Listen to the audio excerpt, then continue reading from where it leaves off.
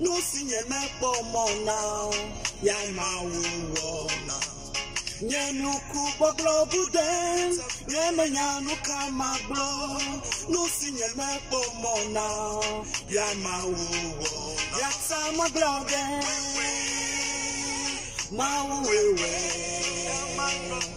Woewoe,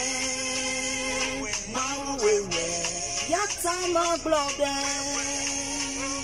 Ike ole fandina, ike jo, ike ole sevevio, ike le wowo, ike le buti no ne negede, no make so na ma wo, na dakpe na kene be na re, yenya be ye wo, me yo le sibua. Mbaka no were, ole chiji unwe, no zan podo, tutu nkume na ji ana glo be na re. Oh Woewoe,